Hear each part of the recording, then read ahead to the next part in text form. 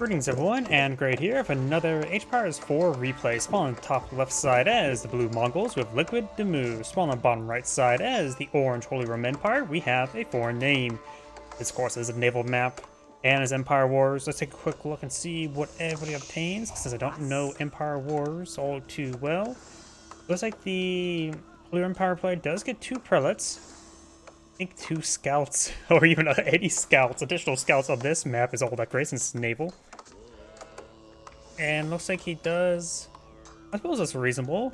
Maybe he should divert more units over to wood to get out more fishing boats. He has plenty of coin or gold at the moment. The Mongol player, let's see. Oh, it starts off with 2 sheep necks and ovo. That's gives you quite a bit of sheep production immediately. That's actually pretty good. Of course, we got the 1 gear next to gold and the township itself next to wood. I think it did spawn out there, based I can see by the stones around the town center. That's the con. There's a naval yard here. When it comes to navy, Mongols actually have a decent navy in my opinion. Piracy is a really good upgrade. Give you plus 25 wood and gold per ship kill. That does actually add up quite a bit. It makes it your ship engagements can be a bit more cost effective, assuming you get kills. Also, makes it really good when you're raiding fishing boats. Here still not being selected, which is not uncommon. Silver Tree is not half bad either on naval maps, just simply if you get a free market. Wheelbarrow has been researched there. We've got another gear over here. He's probably eyeing for some of the wood collection technologies. Naval maps where we actually see people go for the improved research. Ken Chapel being put out over here, which makes sense. The Menwork Palace won't be that great since that improves land units, not necessarily naval units, though the cheaper arrow research wouldn't be half bad, but the Aachen Chapel in this situation is just clearly better. I think the Aachen Chapel needs to be toned down a little bit. If its aura radius is reduced by 10% from 40 to 30%, I think that would be reasonable in my opinion. Because right now he has plus 30% collection rate for, or 40% collection rate for gold, stone, and wood. And food can just be occupied by fishies. What's the unique unit for, or upgrade here? Military ships regenerate health out of combat, which is not bad. So you don't have to all to go back to your dock to get healing, but it should compound as well, so you don't have to spend wood with your fishing boats to get stuff prepared on up.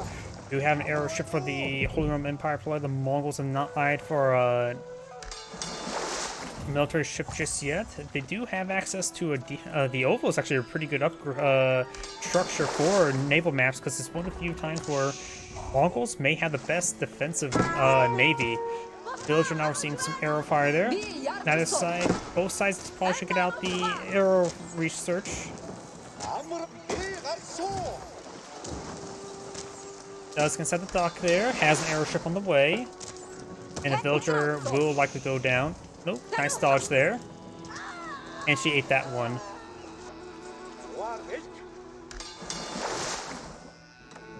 Third dock coming on out for the Mongols. The Holy Roman Empire player is getting a third dock here. There's plenty of fish in the sea, but just don't get catfished. Arrow ship moving along the flank. Maybe it'll shore bombard this gold deposit. It is also a full 8,000 gold deposit, so it's very valuable, but you can always transition to this one here. It's safer, 4,000. Another gold deposit in the water a little bit. Wet gold. I suppose it helps you clean it up before you can refine it. It's not like it's wet sheep. Oh, there's a 4th and 5th dock for the Holy Roman Empire player. Right now the Mongol player has 27 villagers on wood. The Holy Roman Empire player does have 24. We do have 1 improved wood collection technology, improving his wood collection rate by 7.5. And he is going for improved gold collection as well. When it comes to trade, this is the trader right there, so maybe we'll set up some long distance trade from over here. Shore bombardment coming on forward by the Mongol player. Does get a villager there, but there is the naval defensive arrow on this structure, which will help cover this strait right here from being bypassed. Always provide some attrition damage. The con here, honestly, it's not uncommon. What I usually do on naval maps, once I'm done scouting out the primary island, the con, I sometimes just throw the con inside the town center to get an extra arrow firing just in case. The con's not going to do much. Hell, both sides should probably just leak their scouts for some population. I suppose Mongo doesn't worry about that at the moment. He's really eyeing for those fishing boats, got some good damage onto them, but I don't think he may get one kill, may have fallen back. He's doing a good job focus firing into this arrow ship here. He does have the +1 pierce damage right here, so the Mongol player knows that the pierce damage does improve the arrow ships, greatly increasing damage output. And this arrow ship does escape out of there. It has the 11 tower range, 35 damage, so one more arrow would have killed him off. Reganig's Cathedral not being blown a few. Then you can get access to some very powerful naval technologies, which does cost quite a bit of gold. Airoships, in my opinion, do reign supreme in Feudal Age, while Springgold ships do reign supreme in Castle Age. Most people then go for mass warship. I need to double check compare warship to Springgold ships and see how cost effective the two. Sacred sites are split out. I have seen sometimes where both sacred sites on the same island, and then it'd be a great way to dogpile onto it. Good hits there. He does have piracy both, so he just got a cool 100 resources there. He got 150 resources. Did lose a archer ship there, but while it didn't technically pay for itself right there, the economic damage in return probably did pay for itself.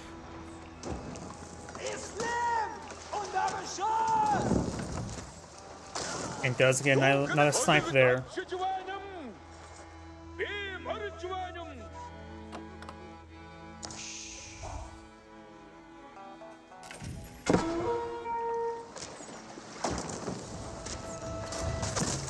Good hit there. Springgold ship.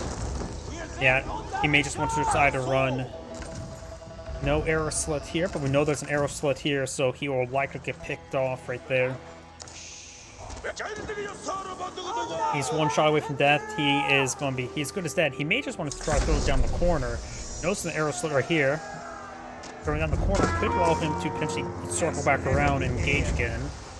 Both players advance to the Castle Age. We do have the Step Per Doubt, an excellent landmark, improves the drop-off gold rate, allowing him to make his gold on his island last 50% longer. The Step Per Doubt, maybe one of the better landmarks in naval maps. I think Mongols are a little bit of a weaker civilization, in my opinion, when it comes to most situations. But in Navy, they do very well in Navy. Holy Roman Empire player can throw that relic inside of this outpost there. Does get that one picked off. Has another prelate here. He doesn't have to get the relics back home. He just has to get them in a nearby outpost or monastery. Outposts work just fine. No upgrades on this outpost. He does have 7 villagers there. Good number of them wounded. Mass archer ship here. Get some good damage here. He has... I'm not sure what naval technology he has. The Holy Empire play has no additional fancy technologies. He now has access to H4, so he does have access to the Karak, the warship.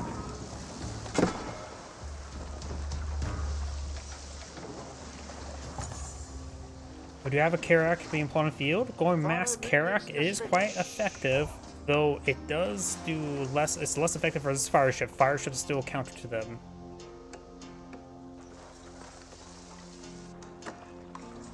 So I do need to sit down and compare Springgold ships to Karaks.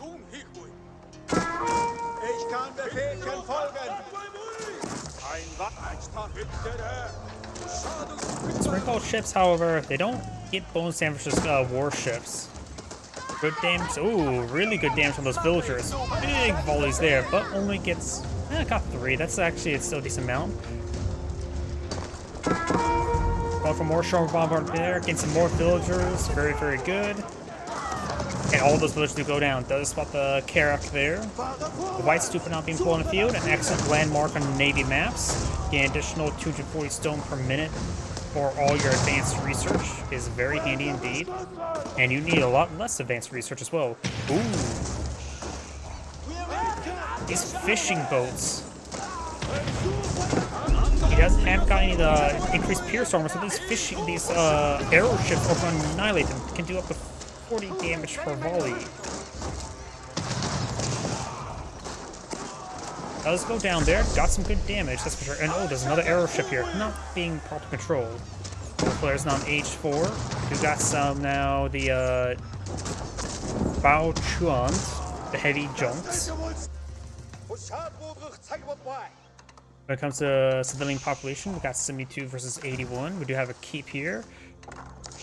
And he may be eyeing for a Sacred Site victory. However, the local doggo is stopping Orange from capturing the Sacred Site. So these wolves are aiding the Mongols.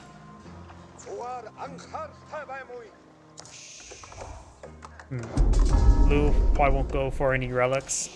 And now he has found an opportunity there to capture the Sacred Site. He needs to interrupt that, because soon there will be a countdown against him. And we do also got the fire arrow, and the increased shipwright hull, and the increased arrow fire. He's not going for all the research.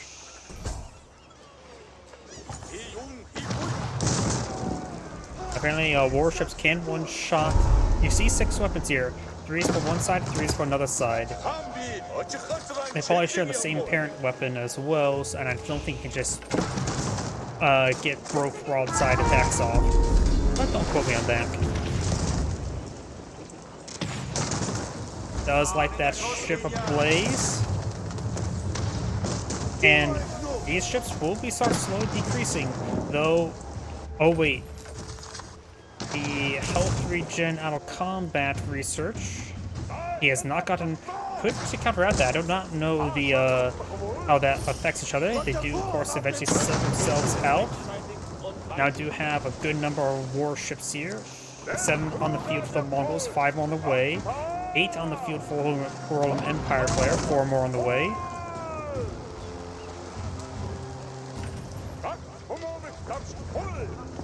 Now we're going to see a big naval battle here. Got 4 Karaks with 4 Karaks, however,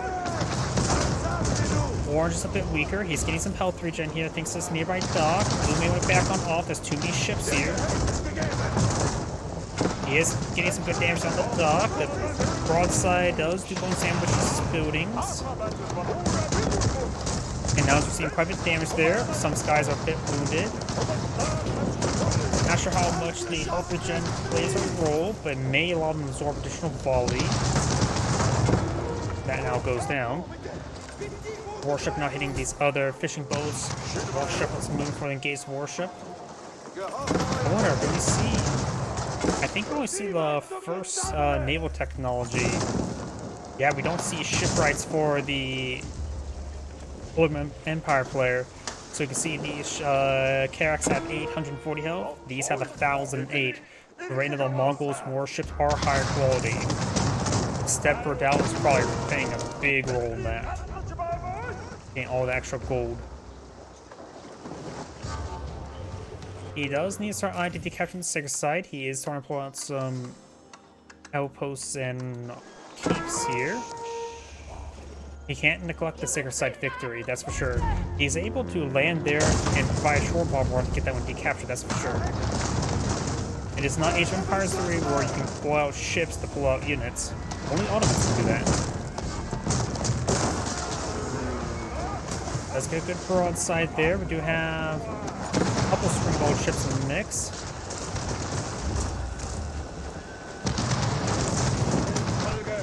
Springboard ships do have a decent amount of health compared to the... Okay, they both have... Alright, yeah. He has all the research there.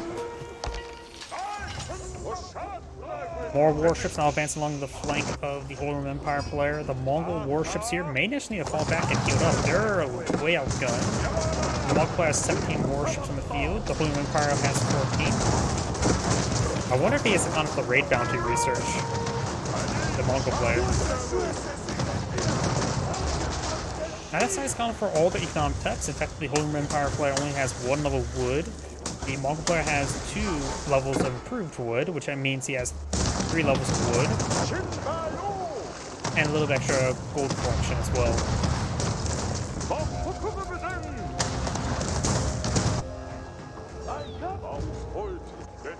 Another round of warships here, but it needs to not send them one at a time.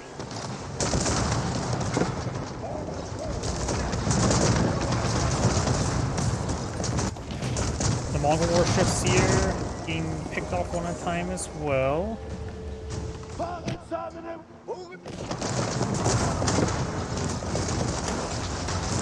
The large number of Holy Empire ships are very damaged. And there could have been some times where he could have got some help to regen off, which could be useful. The Mongols' fleet is being annihilated. He is splitting up his forces a little bit too much. They're getting picked off one at a time. Orange ship's getting some good repairs here, and he has not handled the Sacred Site victory, which is, it has 5 minutes remaining, and he's having trouble with naval superiority. He's going for a number of Keshiks. He's eyeing for a landing party. There are just veteran Keshiks. He is going for improved torch damage, which will be useful. You may want to get out some spring golds to go along with them. Spring golds are the count of the ships.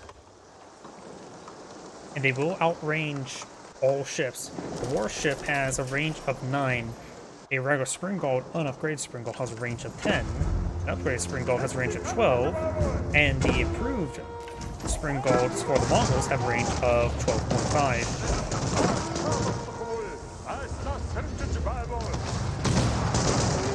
He's starting to get picked off one at a time again. Does get some good broadsides here. May take out some of these backline carracks. Fire ships could push their way forward.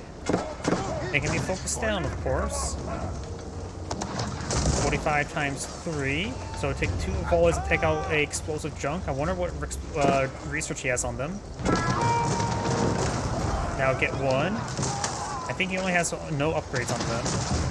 He did not get any hits there. Got some Keshiks here. He needs a landing ship. He is at pop cap. Okay, you got a landing ship there. He has 4 minutes remaining. He has a good number of fire ships in the field. And he does have 1 level upgrade, which improves their explosive radius. The next one improves the damage. Just want to make their way forward. Does get a couple more ships there. 12 warships versus 18 with a good number of fire ships in support. Here comes a transport ship with a handful of Keshiks. There's still more available. The keep is here. All he needs to do is stockpile the point. If he captures, I think that's enough. If he gets hold him over, I think that's enough for them to capture the point. Now it's going to hit some of the resources on the map. And oh, these warships haven't been paying attention. It's starting to be for the Mongol fishing line. Fire ship here will get a good hit. Sacred Site, the spring gold emplacements as well. You may not be able to dogpile on that Sacred Site. You will be able to dig up the dogpile on this one. It's out of range of everything. Another fire ship gets a good hit there. Another warship being floated up without swap down. 2-siding fire ships would be better.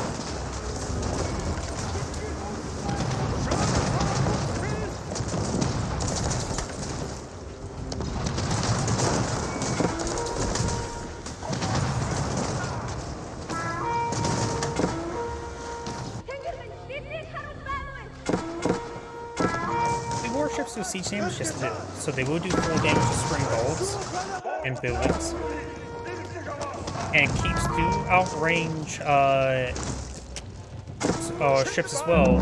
At least not necessarily the arrows, but the spring gold emplacement and the cannon placement. These Keshiks push way forward.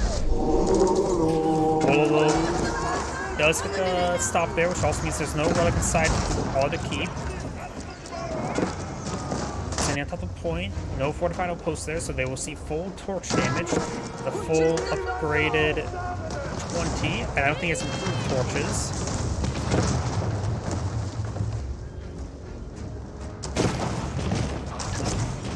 villagers are there. Another wave of Keshiks that should allow him to recapture Sacred Site. That's good. Mongol has plenty of civilians at the moment. Now it needs to take time to torch down some of that infrastructure. These warships are being whittled down. They're very, very wounded. Got a handful of Mongol warships here. Picking off of these ones individually. That's good. Right now he has 8 warships versus 19. 5 fire ships as well. And it's a good thing these guys are wounded. This warship could pick off a couple. He really should got the health regen. Oh, this may be a little bit overkill. Hopefully only one blows up. Yes. And now the keep. Oh, it is and actually slightly in range of these warships. And these warships, he really needs. Okay, he did get the health regen. Good. The health regen is not a lot, but it would be useful. Got a big fleet here. 6 warships remaining versus 9 severely battered crews. He may just want to get these back to dock and get healed up. They just try to save them best he can. There's a couple docks here to put a formation move there in order to get them repaired up. It may not be worth us sending fishing boats to get them repaired up, but still be handy to sort of stand at least one more extra volley. Orange has a massive concave here. Blue is Navy is starting to go down. The fire ships now creeping the way forward. A couple of them are going down. The con has been killed. The fire ships are splitting up. There's a great split there by Orange, but that also means he's not firing. He's taking off or firing less. And a number of those warships have gone down. Orange down to 15. Blue's only has 5. He's able to pick off some while these individual warships. Another round of fire ships. He did actually get a shot onto the fishing boats. It's juicy, but maybe better to go for the warships. Got a good hit on the fishing boats at least. Another fire ship paints up forward. Let's get another warship there. And there's a good hit there, but again he sinks. All 2 warships now remain from Mongols. All the fishing boats do go down there, so now their civilian count is the same. Red's Navy or Orange's Navy has been gutted. Blue's Navy is non-existent.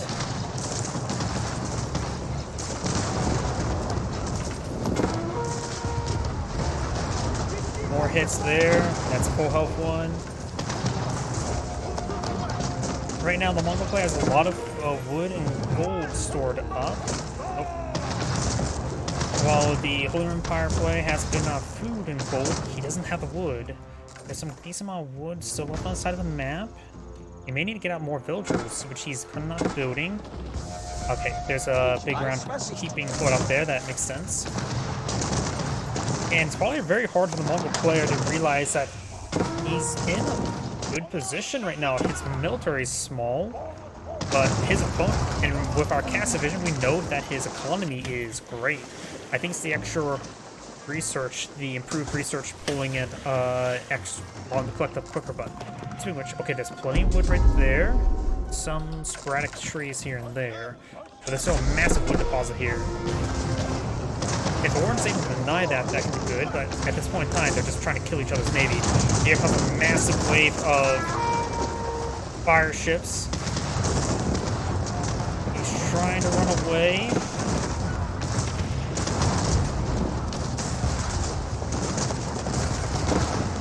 And those fire ships weren't that great, honestly. 7 fire warships versus 12. More fire ships just been shooting on him. Good enough warships are quite wounded. Fire ships taking the volleys there. And those warships are able to find some good folks firing there, but it's on a full health ship, not a wounded ship. He's unable to pick off any wounded ships there. More fire ships being pulled on out. The Mongol player has a lot of stone. Can't find option utilize it. Good amount of villagers going down there. You don't get ×2 ships. Trying to think what would be a good item for. Oh, the Mongol player could have gone for explosives. Maybe some bonus damage from, what, a little less than 400 up to nearly 600. That'll actually allow them to two-shot the warships rather than just three-shot them. So that may be an oversight there, but right now he's spending Resonance Economy. There's going to be a massive hit there. And that one, he mainly detonated there, looks like. Got 7 warships versus 9. Piracy is being very effective. He has very little resources remaining, barring stone.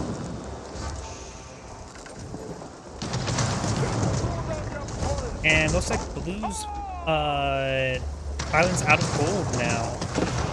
Orange is out of gold as well. So he has 9 gold collections somewhere. Look, there's still some here. Orange has 5 relics. Blue has 2. Okay, there's apparently 7 relics on this map. Now he's trying to bring out some arrow ships, which he had all the research for them, so it's actually a relatively good transition. No fishing technology for the Mongols. Fishing technologies for the Holy Roman Empire player. Warships do have a large amount of pierce armor, so aeroships are not going to be effective versus them. He may want to eye for the Sigurd side here. It's a little bit more exposed. Orange trying to pull out some outposts here. Does have the stone upgrade for them. He has plenty of stone, so he can get a large number of spring golden upgrades. Or cannon upgrades. He could actually try for ×2 spring golds. Fortified outpost does get interrupted. That's what the Mongol stone outpost looks like. And that's what the Mongol player does back of the game there. And, well, that's Anna Great saying, thank you for watching, and on to the next replay.